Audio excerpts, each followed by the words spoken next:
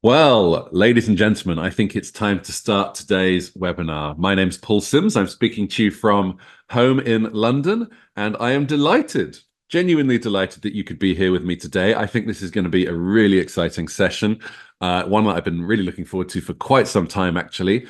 As you can see from your screen, it's called Next Generation Healthcare Interactions. Now, that's quite a big, broad thing to say. Obviously, a lot of us are involved in healthcare interactions, and we're really focusing mainly on HCP engagement today. That's the primary focus.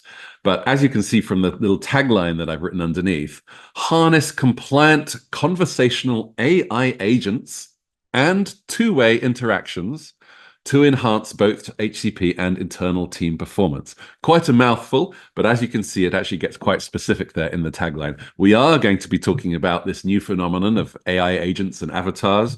We are going to be talking about technology, but don't worry, it's not going to be a technical session. It's actually going to be very much talking about why indeed we need to do this and what it actually looks like in practice. So I can see a few of you have already begun to introduce yourself in the chat window. I want to see everyone introduce themselves. If you haven't done already, please make sure the little blue drop-down box is on everyone. I can see some people have introduced themselves just to me, which is lovely, and it's great to see you. But no point in writing just to me today. Make sure you have that on everyone. So we've got around 400 people signed up for today's session. And what's the premise? Why did we decide to do this? It's obvious that obviously AI is key, but it's also something that a lot of us are only starting to grasp and starting to understand where the genuine, true applications are going to actually move the needle for. At the same time, imagine that you were navigating from A to B, maybe on a car journey, and you got your paper map out. I mean, people would stare at you like, why is this guy trying to deal with a paper map? The very idea of it is absurd now. Imagine you wanted to do your banking and you decided that every transaction you wanted to go into the bank branch and do it manually. Again, something crazy. And I genuinely believe that not using AI in how we engage with healthcare will feel the same a few years from now. It will look strange not to. So if it's an inevitability, if we are definitely going this way, then why not? Why not be ahead of the curve? Why not be the first mover rather than the fast follower? Why not try there and get ahead of your colleagues and, of course, your competition? Well, that's something I hope to do today, and I'm going to introduce some lovely people who will be joining me for the session. So let me introduce them quickly with you one by one. So Francisco, thank you so much for joining us from Novo Nordisk, obviously a company that a lot of people are interested in nowadays. He's responsible for customer experience, more than 10 years of experience working in digital types of different types of digital environment, experience crossing all sorts of specialist positions as well, including SEO, digital analytics, market automation, and he actually lectures in Europe on e-commerce and digital marketing. So definitely an authority in this field. Thank you so much for joining us, Francisco. Dr. Scott Martin has become someone that I've fortunately become friends with in the last year or two. A genuine pioneer, of course, a former physician, but now is at the forefront of providing our industry with specific AI coaching tools, and of course, understands what it's like to be on the receiving end of such things as a doctor. He spent his doctoring time in the NHS in the UK. But is also, I think you could say, a technologist as well. And in my opinion, has been really pioneering quite a lot in our industry in recent times. So thank you so much, Scott, for being here. Really appreciate it. Kat is next up. She is Executive Director of Global Field Medical at Novartis. Obvious why we want Kat, but maybe not so obvious is that she has experience across many different areas of field. So medical affairs, obviously, different therapy areas, different product life cycles, pre-launch, patent expiry in different markets all around the world. And I think that's going to be a really useful wealth of experience that you're bringing to this conversation, Kat. There's obviously different life cycle stages and different geographies is a key factor in all of this. And last but certainly not least is Cham, who is or was Executive Medical Director at MSD. and is someone who many of you may have seen. He's certainly an influential man, also a physician, worked in the NHS as well for several years, and worked across Roche, AstraZeneca, Gilead, MSD, many more, devoted his career towards more patient-focused solutions. And he's now actually been appointed to the Committee of Infectious Disease at the Faculty of Pharmaceutical Medicine, as you can see on the screen right now. Cham, an absolute pleasure to have you with us. Now, you may recall, let me just say one quick thing. All of our panelists are speaking on their own behalf, not necessarily that of their companies. Very important. But you might recall that you actually had a question to answer when you signed up for today's webinar. So the first one was, what is the primary challenge your organization faces in HCP engagement? And at this point, we're not talking about technology. We're just purely talking what is the primary challenge. And as you can see, there was quite a variety of different answer options. So what were they? Well, probably in the first place was this one. Simply the mindset shift from traditional to omnichannel. It's the very much internal human side of it that was cited as the key. Second, difficulty in accessing HCPs due to time constraints. Third was overcoming fatigue, information overload, and poor differentiation. Fourth was the lack of actionable insights or next steps from current engagement strategies. Then lowering effectiveness of traditional engagement methods personalized, identifying the right targets and prioritization, i.e. poor data or analysis, and inability to scale interactions without reps. And then finally, navigating compliance, our favorite topic, privacy and other external pressures. There was also a small group of people that said something else. So there's the results all over. Now, I know that with a question like this, you probably wanted to tick every single box, but by forcing you to choose only one, you can perhaps see where the primary challenges is for people. Okay, next question I asked was, suppose you were trying to adopt an AI avatar or simulation for HCP interaction in your company, what would be the natural reaction? What would be the immediate response? So perhaps unsurprisingly, the middle option with this one, moderate. We're driven by proof points. We would only invest if data shows potential. No surprises there.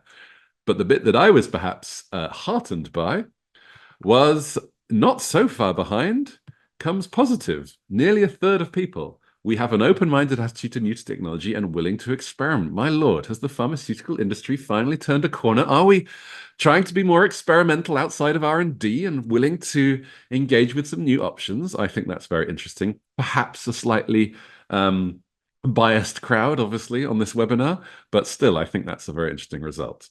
No idea got 16% of people, not familiar, and then finally, poor got 12.8%, the lowest amount. So there's the results altogether. I think that's quite interesting. But this is a good webinar, and I can see we have some good numbers of people watching right now. So I think this is a good opportunity to ask a few more questions. So if you look at your screen right now, you'll see another poll question come up. How do you personally view the future of AI in pharma's HCP engagement? And, I want to get your belief as to just how big an impact it will be. I've got, I think, 4 or 5 options there. And then there's a second question, which is, which aspect of AI-driven engagement do you think would make the biggest difference in your HCP strategy? So I'll give you a few minutes to read that and answer. I'm going to hold that open while I actually take my slides away and ask the panel to come join me on stage here. Please turn on your cameras at this point. Let's start, guys, with the challenge, if that's okay. I asked a question earlier about where the frustrations and challenges are with HCP engagement, and I'd love for you to articulate a little bit more from your side about what really irritates you or really stops you from making progress in this area. I would argue that despite the onset of mobile, multi-channel, omni-channel, everything channel, we haven't really fundamentally changed the nature of our engagement in our industry just yet. So what is going on, guys? Please give us your position. So if you want, I can go first, or Catherine, if you want to go first. No, feel free. Well, I know that first of all, we have like some internal regulations that also don't allow us to be more efficiency in terms of how we explode AI systems. Why I told that? Because internally we can give some messages that if we allow the AI to be connected to internet, maybe these messages can be confused. The AI can extract information from other sources, and at the end, could we could finalize in a not way not good conversation with the HCP. Then we also have some challenge in terms of that pharma industry is still quite a traditional industry. We are working with really traditional models, so face to face, it's still one of the top channels. And at the end, what we must see is the AI as a partner to the reps. Okay. So it's not something that it's a challenge from them. It's like a partner, and we are the ones that must empower this change and embrace this change into the organization. So, Francisco, when you say we are an old-fashioned group of people or an old-fashioned industry, is that really a good enough excuse? Do you find that that is something that you hear explicitly said, and is it something that we should even consider as worthwhile or valued anymore? It's not an excuse. It's just that if you see the numbers where we were in COVID, for sure the digital interaction increased. After COVID, the number of face-to-face interaction remained the same as before COVID, or even in some markets they increase. Hmm. So that was one of the points. So we understand digital activities, digital channels, but we still, at least in our industry, we are still not in the point of be like omni-channel because of what data is telling to us. Okay. Kat, you were gonna. Yeah, sure. I think I look at things in a slightly different perspective in terms of thinking about that main connection point is still face to face or talking to someone, whether that's over virtual or in person. And I don't think we want to replace that. But where I think about is how can we enhance that? What does that look like in terms of helping equip our teams to have better conversations and better engagements to have a higher impact?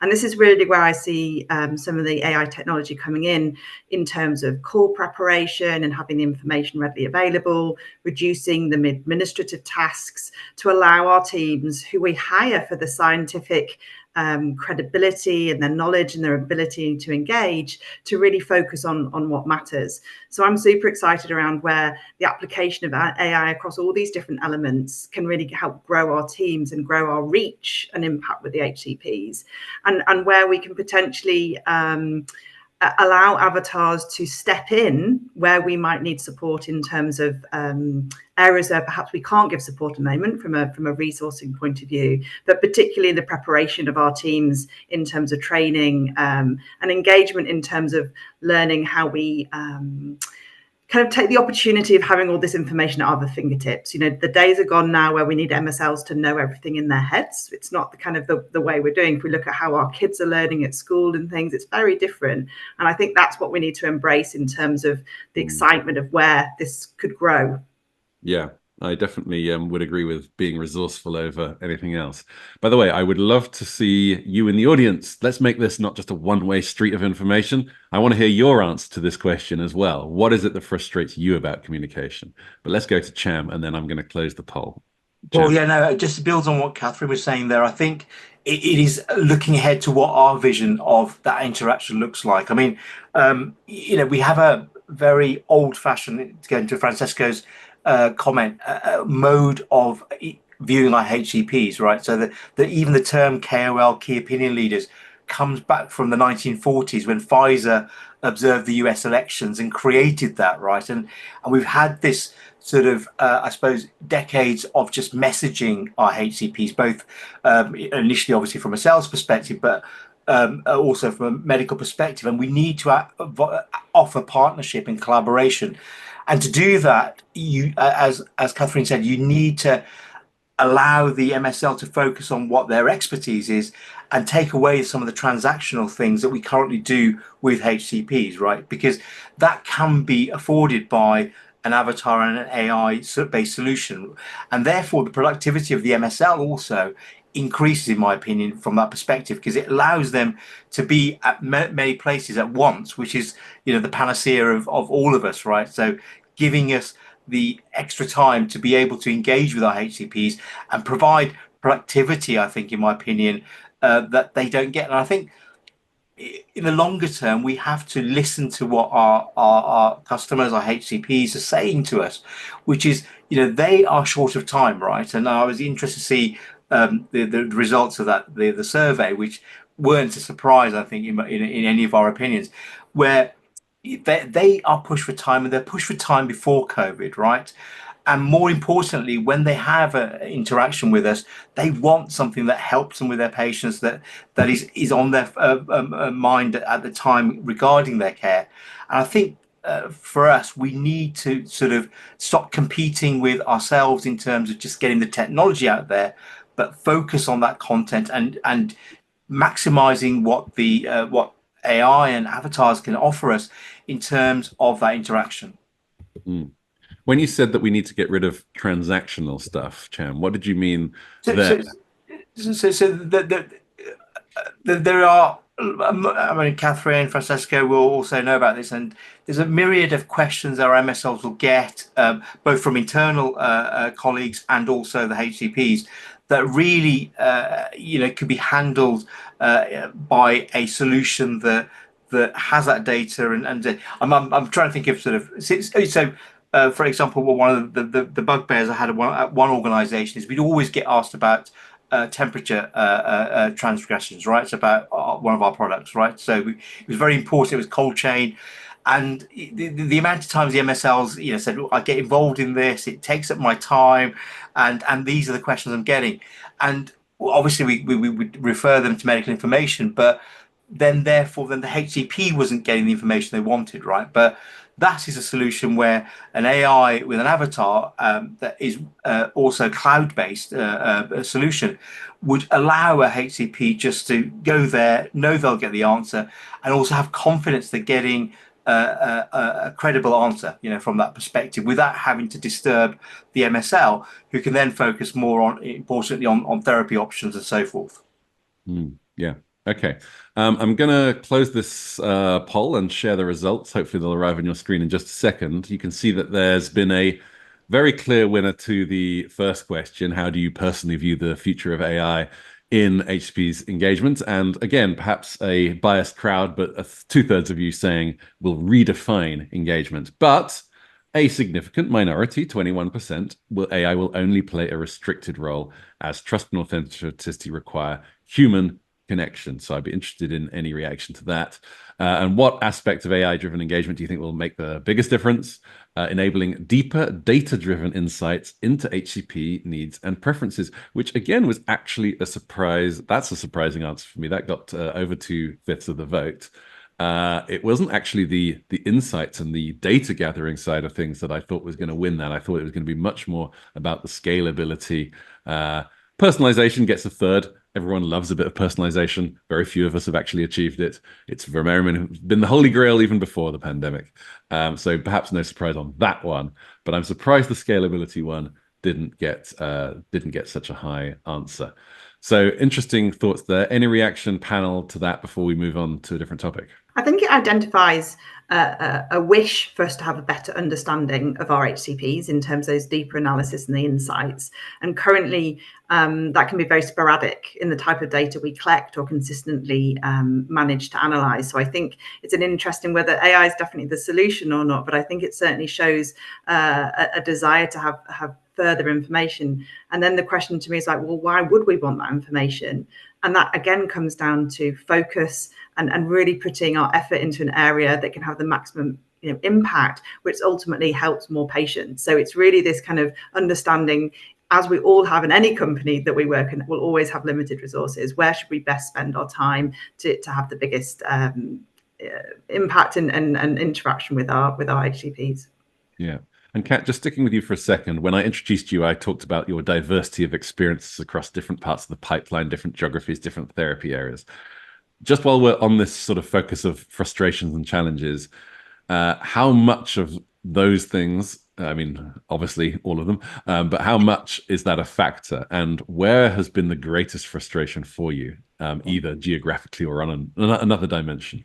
Yeah, I think it's a really good question, and particularly from my international and regional experience, where I'm participating in training or trying to upskill capabilities in MSL teams around the world.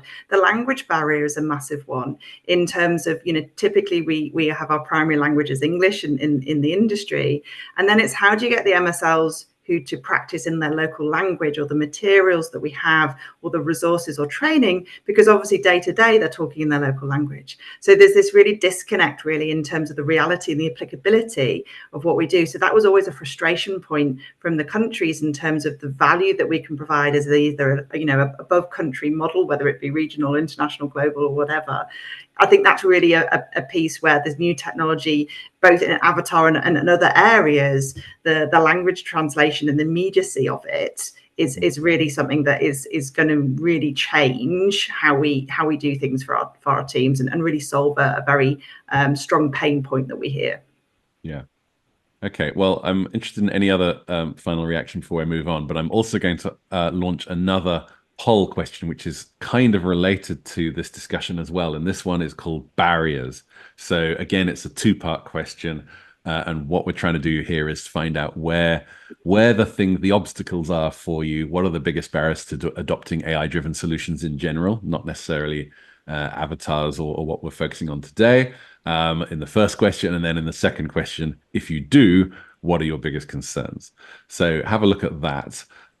With Catherine's point, by the way, I think that she's spot on, really. I think with the language issue, but also looking at the poll results, I think we shouldn't forget, right, that we could be in a position in the industry where our customers and HCPs are going to be ahead of us. We have regulations in terms of medical AI devices now from the MHRA, FDA, EMEA. We've just had NICE recommend X-ray analysis by AI to be supportive of a radiologist's work and so forth. So our HCPs are going to get more and more used to utilizing AI as part of their normal productivity.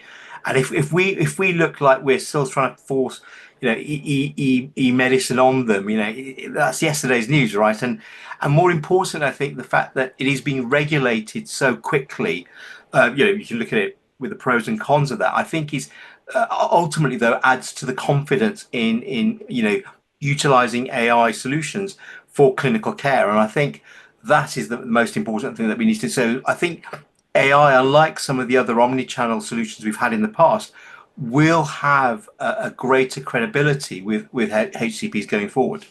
Yeah, I would also argue consumer expectations, of course, is going to be a big factor in how we are perceived in an industry relative to their experiences elsewhere. Francisco, you got anything to jump in on this as well? I think that was all covered by Catherine and Cham. What I see really on AI is that we can explore AI in internal projects, such as training, as Catherine said. I think it's a great tool to train our reps, to train our MSLs, and I think it's like prepare an interview. Like if you have an interview, you can prepare the interview from your home through an AI avatar that it's adapted to the profile of the company HR.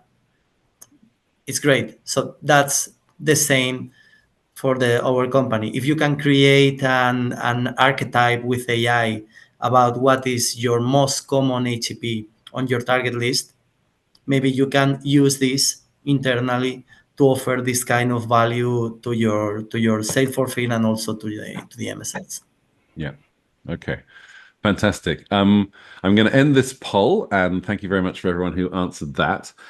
Scott, you've been waiting very patiently there, and just while I get these poll results up, would love to find out, you obviously look across companies, whether you are seeing these challenges, whether there's anything that we've missed out, whether or not there's any other reason for frustration before we start looking at solutions. Thanks, Paul. I think the panel have said it incredibly well, really. I think it's a really interesting point that Chan makes. And I think some of the other, Kat and Francisco did as well. You know, our kids are going to be using this technology to be educated in school. We're going to be using it in our personal lives. And there's going to be an expectation. This is how healthcare professionals want to be interacting and engaged with. It's a new type of asset. It's a new type of medium. And it's an interactive one. It has intelligence. And I think we should be thinking about this as an evolution of what we're doing. We've heard for a number of years about engaging HCPs using Netflix-style solutions because we started using Netflix in our personal lives. How many times have we heard that? We're going to hear the same thing again, but it's going to be AI agents, I think. And so I do think some really good comments made by the panel there on that. Interesting. Yeah, most definitely we will be left behind. Now, you can presumably see the results of the poll question. And what's really interesting to me is that compliance now is the winning spot. And when I asked that question about where would make the biggest difference, compliance was in the least favorable slot. So that's an interesting turnaround there. So it's seen as a real barrier with nearly 2/5 of the vote. And then simply that resistance to change, that mindset issue happening once again. Accuracy also a fear factor, one that I hope that will dissipate with time as the models improve and the data, of course, supplying them improve. Final bit is, if you do adopt AI avatars, what's your biggest concern? Well, backed by robust clinical data gets nearly 2/5, and authenticity in interactions as well, very strongly. Okay, Scott, I believe you're going to take us into more the solution and positive side of this conversation at this point. And yes, you've got a couple of slides to share, so I'll let you get on with that. Brilliant. Thank you, Paul. Absolutely. So Paul's introduced me very kindly there, very politely. But just to remind everyone, my name is Scott, trained as a doctor originally, and really based on my own experience in high-stakes encounters, making mistakes with patients, making mistakes with colleague-to-colleague communication. I really wanted to change how we improve performance and upskill, both at the HCP level, but also internally. And so really what we're about is delivering these real-time AI personas, but I'm really keen to sort of dig into the current landscape and how sort of what we're seeing in the industry in terms of AI and the progression. Maybe a few of you, I don't know who reads The Guardian in the audience, but this was a September article. 1 in 5 primary care providers in the UK now using ChatGPT or similar on a daily basis, so every day. So, you know, that is also echoed in the US, with 90% providers saying they plan to implement the technology. So it's really just echoing the comments that we've had so far. If you think this technology is relatively early in its implementation, and in the grand scheme of things, it probably is. ChatGPT's been out for sort of 2.5, 3 years now, yet we're already seeing this level of uptake. And I believe it's actually the fastest adopted consumer application of all time. And so sort of when you think about this, we're only getting started. Where are we going to be in sort of 5 years? It could be 5 out of 5. It possibly, you know, it most likely will. So just wanted to set the scene here of what the current state of play is. And sort of moving on, I think the key question is this going to be the gold standard for HCP engagement and internal upskilling? That doesn't necessarily mean replacing humans. It could mean making humans better. But, you know, this is a question that I'd love to kind of get everyone's thoughts on and your perspectives on. But in order to answer the question, I think it's worth looking at how we arrived here in the first place and what has been the evolution of these conversational agents over time within healthcare and life sciences. First, we had static content, so website and video-based content, and that was revolutionary because it was on demand. You could access that anywhere. However, we sort of liken this to watching the movie instead of being in the movie. And when we think about behavior change and when we think about retention of knowledge, you know, learning on the job is the optimal way of doing things. We all know that. but it's not scalable. It's high risk. So then, because of that, more interactive methods came in, and we started launching rule-based traditional chatbots, and with some success. Albeit, I think we've all had a frustrating experience, whether it be trying to get in touch with our bank or another e-commerce provider, for example, where it's quite a scripted conversation, and the AI isn't really understanding what we're saying, and ultimately we just click the "Can I speak to a human" button, really. But that's not to say this isn't a promising approach. In fact, it was seen to be a promising approach, hence the huge multi-billion-dollar investments in generative AI. And this is sort of where we are now, where we've had sort of OpenAI and foundation models being launched with great success, hence the statistics that we've just talked about on the previous slide there around the uptake. So I'm sure many of us have interacted with a Gen AI solution via real-time two-way conversation, and it is human-like. These AI systems have passed the Turing test, which is can the user obviously identify that they're speaking with an AI or a human? And we know that AI passes the Turing test already from that perspective. So the conversational realism is there, but we know that there are risks, hallucinations.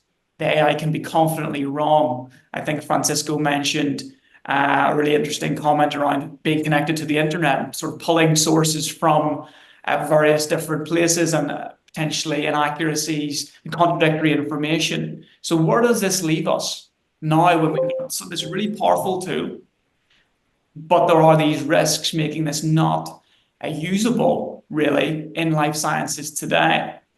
This is really the angle that we're coming at it, which is our safe approach to leveraging this advanced technology, but with guardrails in a compliant way, in a closed loop system. So you can reap the benefits of this advanced intelligence, but you can control it.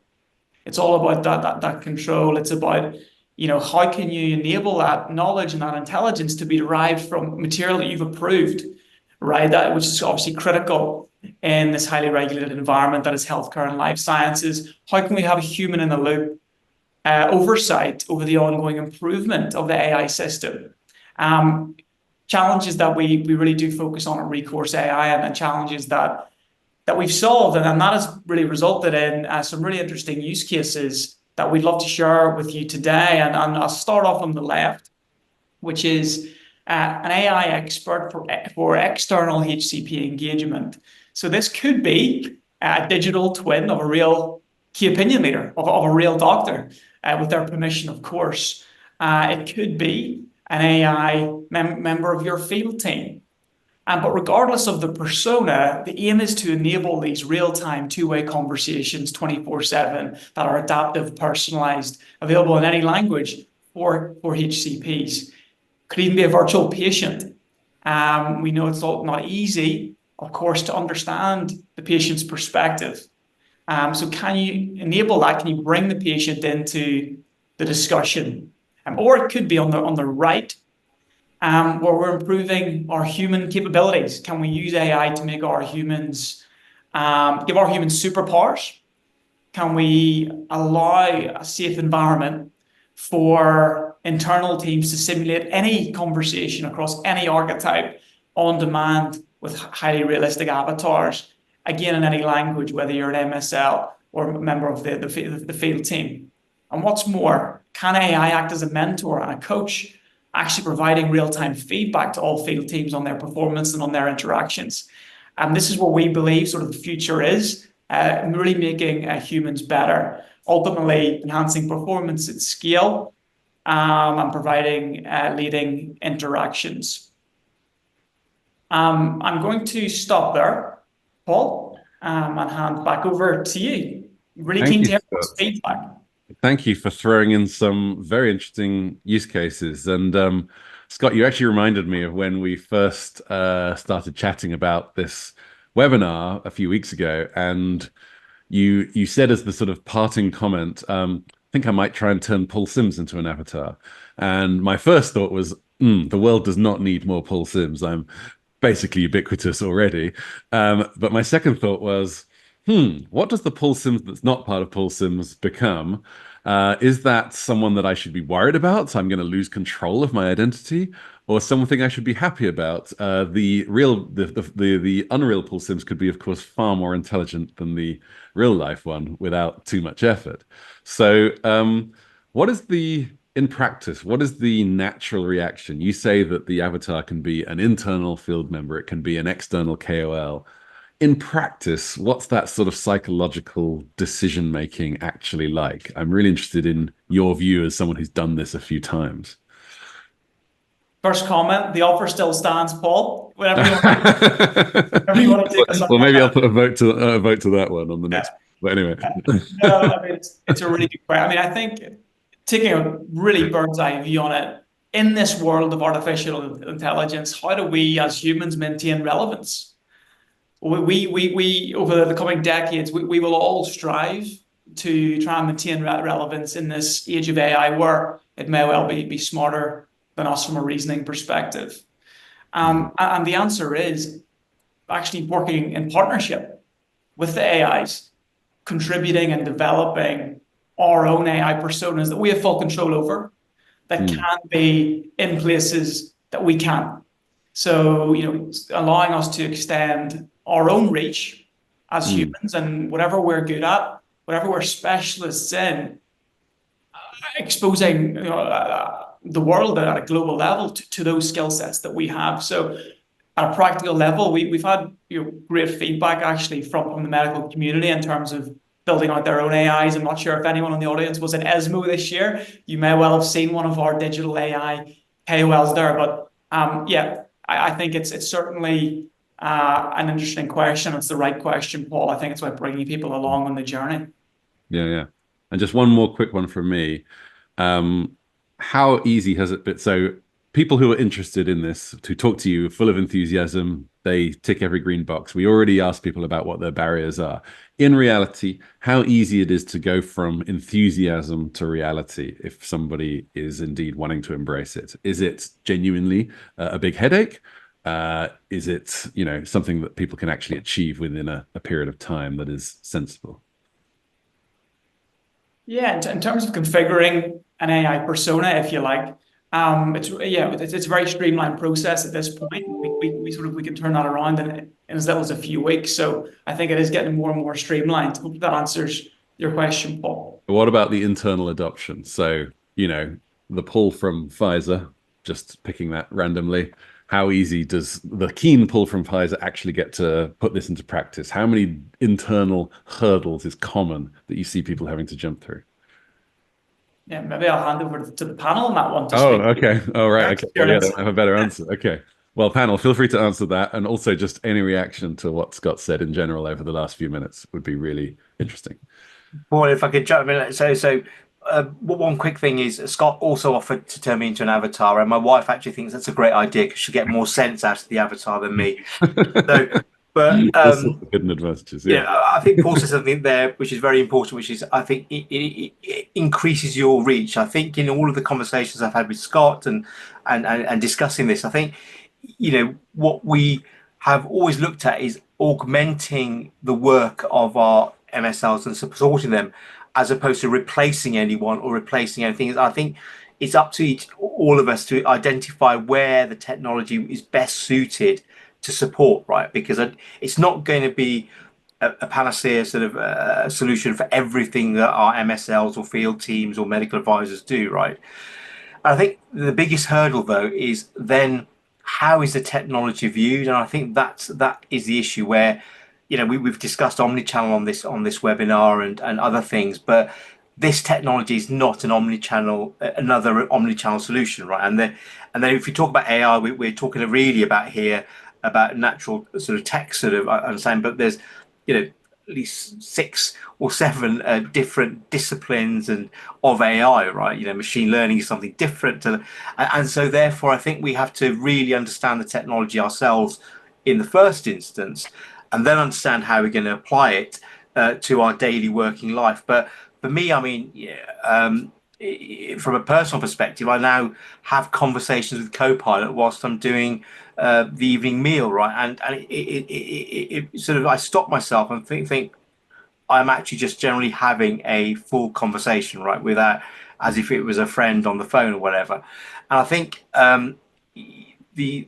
then we must be able to do more, less gimmicky things and be more productive. And I think for me as a physician, Scott and I have discussed this when we've sort of brainstormed ideas of where we could go about some of this when I was at MSD. And I think one of the key things is about patient safety, right? Can you imagine utilizing something like this to ensure that patients recruited to studies, for example, consistently get the same things, and then also helping overstretched sort of nurse recruiters to be able to do their job multiply at once. So you sit them in front of the AI based solution to talk to them to get them to go through the study, and then the nurse comes in to say, look, have you got any questions? I think so. I think we have to be very clever about how we utilize this and think about it. And then one last thing, that thing with looking at all the chat, definitely we need to ask HCPs how they're going to use it and what the best. But let's ask our field-based colleagues, right? They're the ones who are utilizing. I think I've seen organizations sometimes impose these sort of solutions without sort of talking to them first and say, look, how will this help you and how will you best use it, right? And I think that's the most important thing, because they're at the sharp end, right? They're talking to HCPs, they're out there daily, and we shouldn't really, it's a long time since I was in the field, right? So we have to ask them as well. Okay, I could ask you about 10 more questions, but I will go to Kat and Francisco.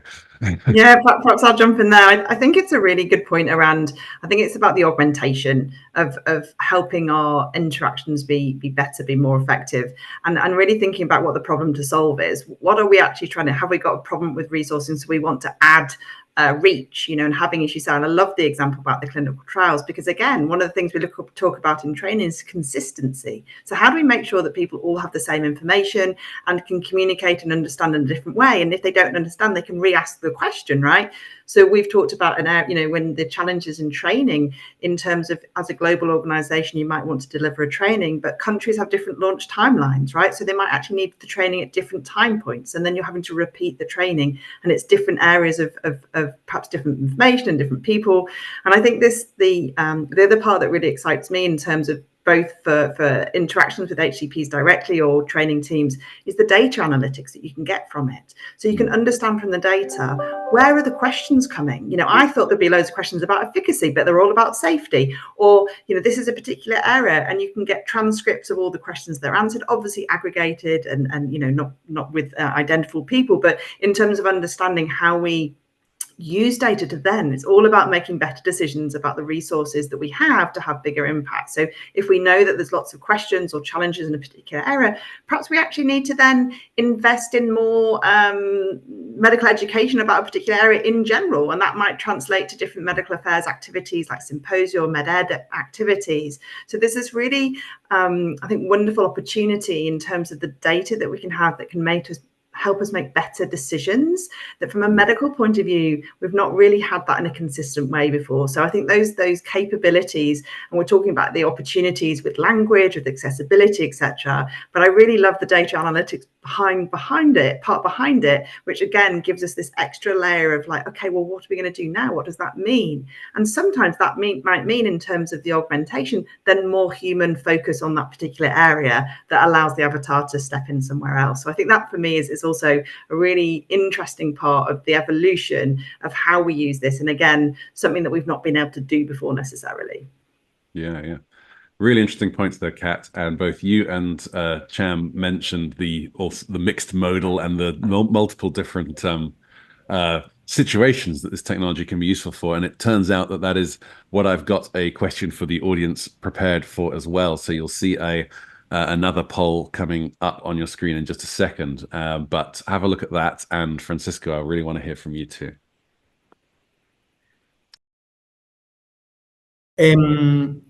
We already deploy an AI avatar with Scott. Okay. Reading the comments, I really love one comment that is from Mark Rees, that they say like, perhaps the HCP does not need or want this kind of new toys. What we did in our company, in Novo Nordisk, was first of all, align the business needs with the solution. So if we have a concrete business need that can be addressed with a new solution with AI, then we are in. And then we start alignment internally, all the key stakeholders, and aligning that stakeholders with Scott. So Scott can have like the full overview of in which situation the company is, what are the goals the company have, and how can the AI solve or fix or achieve these goals. For us was basically internal training, how we can empower our field force in the future conversations with the HCPs. And I told you that because sometimes what we need is to stop and think and ask like, hey, what are your needs? And depending on your needs, there are a lot of different types of AI. And if a need is just a Q&A, we can use a chatbot. If a need is more a virtual talk or a comprehensive talk, then maybe we can use an AI avatar. It also depends of the therapeutical area. If you are talking about oncology, or you are planning to create an AI to talk to oncology patients, for sure they need something like an avatar, like an AI that is near to them, because they are in a critical situation. Their feels, their emotions are different from maybe other patients. So we need to start asking, aligning, and then if we have the best tools of the best digital solutions possible, then offer it, but with our minds in what they need. Yeah. So Francisco, thank you for that and highlighting the priority use cases that you felt got you through. You might remember I asked Scott, what the adoption process was actually like internally. Did you find that aligning to business goals was the biggest reason why you were able to adopt it, or actually were there other practical barriers that you had to overcome as well? First of all was the alignment, because at the end was like, hey, because of your needs, we have a solution. We didn't came with, hey, we have this great solution, let's see if it fits with your business needs. No. We start talking with the field force director, with the reps. So we involve everybody. And Scott knows that our meetings were with a lot of key stakeholders. And we involve the rep in the creation of this AI avatar.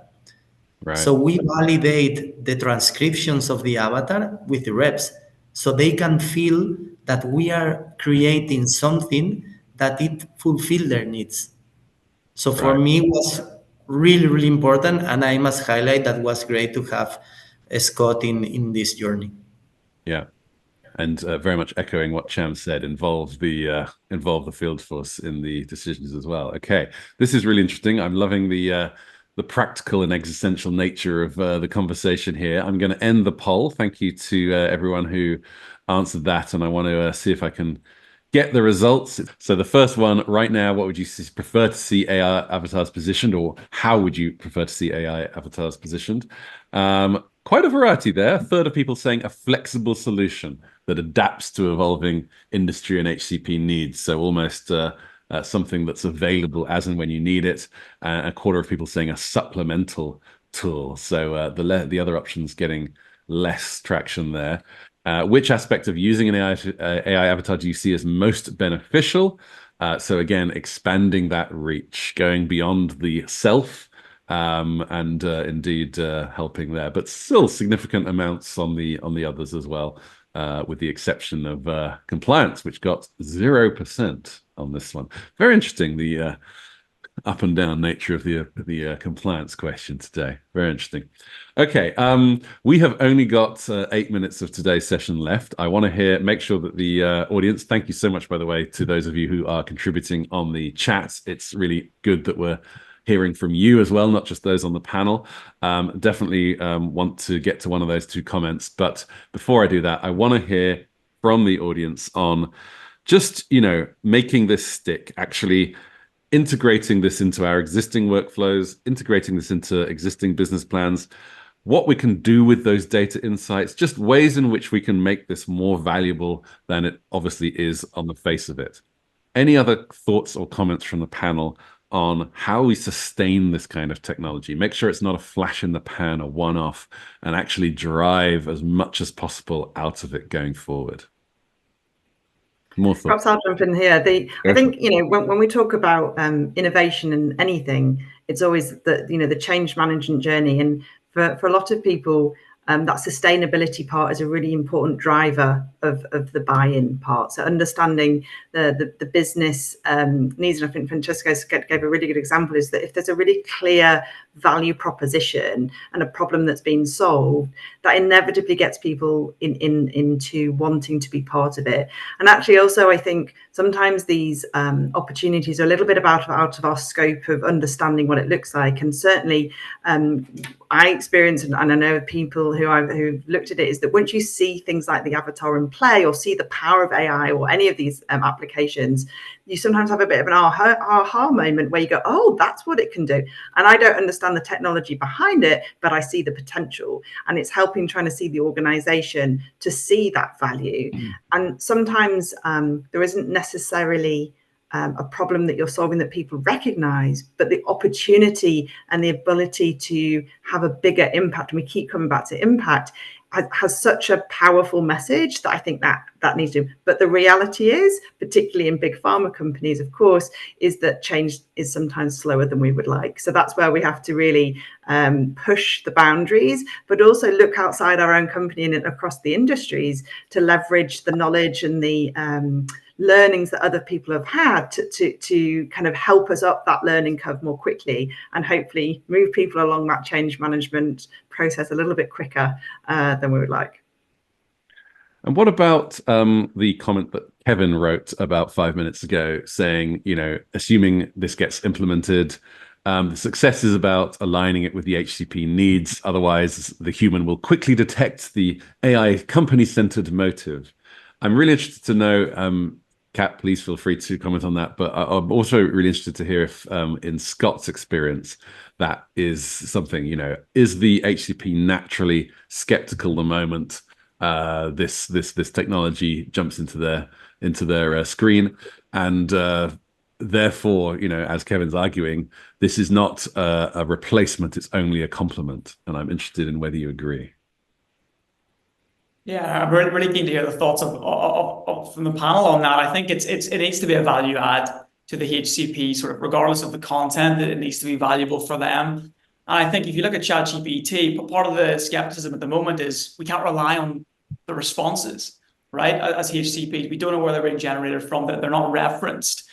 So, I think life sciences are a source of truth for therapies. And being able to train an AI to speak to that source of truth, hugely valuable from a HCP perspective. So do you think do you think that the HCP always believes that, though? I mean, I can see you believe it, and you, of course, were an HCP, but I think the point that Kevin's trying to make is that there's going to be a natural skepticism, and I'd like to know if that really exists in practice. Yeah, I mean, maybe Cham, do you want to jump in on that one? I'm really keen to hear the thoughts of the panel on that as well. Yeah, I mean, I do think there is a natural skepticism, right? And but it's not related to AI, right? I think we all make a unconscious sort of judgment call on the nature of the data we're receiving, right? And I think as confidence grows and familiarity grows from receiving data from a particular source, we will interact with it more. So, we as physicians have been brought up on peer-reviewed data is the best, right? And that's what we go for. And we expect, I suppose, in our heads that people who have gone through university training and have expertise in a given field will be a better source of data than a technology that's there. But what we will probably see as time goes on is that our acceptance of that data source will get probably better in the terms of AI, especially when you look at solutions like recourses and so forth, that is doing its best to control hallucinations, control sort of issues that you get in more off the shelf, things like ChatGTP, Copilot, and so forth. I don't want to completely just hit on ChatGTP issues from that perspective. And I think when we know that there's confidence in the database that the AI is working off, it's great. And because we as sort of utilize presenting this, we can actually control the data going in. And the only last thing I'd say, I know we're running out of time, is I think we are in the industry trying to be patient centric, right? And trying to have a patient centric mindset. And I think I sort of get amused that we spend lots of money trying to be what is patient centricity, right? And the reason we talk to HCPs, discuss data with HCPs, is to ultimately affect patient outcomes, get access of innovative medicines to our patients, right? And we have to ask ourselves, out of all the technologies that come along, where a lot of the omnichannel things is just about communication, does AI offer something more than what's gone before? And in my opinion, personal opinion, I think it does. Does it afford a new solution to how we interact? I don't think it does. But does it afford a way where we can improve patient outcomes ultimately? Yes, I think it does, And more importantly for me, I think in the longer term, it will get to that holy grail of what we're trying to do, especially in medical affairs, is demonstrate our value, as Catherine said, and more importantly, be seen as a partner by our HCPs. Thank you. I think that was a really strong point. If this improves patient outcomes, then ultimately, how could we say no in many ways? We've only got a minute left. So each of you have got maximum 1 sentence to answer. And by the way, you can see I've got a next steps poll. Just by the way, questions 2 and 3 on the next steps are choose as many as you like. So that's something you can do. But you've got 1 sentence each to tell me the key thing that you would do on Monday morning if you are keen to make sure this happens, apart from, of course, give Scott a call. That's an obvious one. But apart from giving Scott a call, what's the key thing that you would do on Monday morning to make sure that you stay ahead of this technology? If there's just one thing. Each of you got a sentence. Who wants to go first? I'll jump in. I think it's really about having an open mind and opening up to the opportunity. I think that's what's super interesting about what's in front of us. There's been many comments in the different applications of not just Avatar AI, but AI in general for field, for coaching, for performance, for impact measure. And I think just the opportunity for forums like this to share and to see what we can do, it's in the next few years, everything's going to change, and it's pretty exciting. Cool. Thank you, Kat. Francisco, I think you were going to talk. I will start talking with the HCPs about their needs and about how they see this technology and what can we do in order to let them embrace this technology. Okay, great. Sam? No, I just say, I do see this, as Catherine said, changing dramatically over the next couple of years.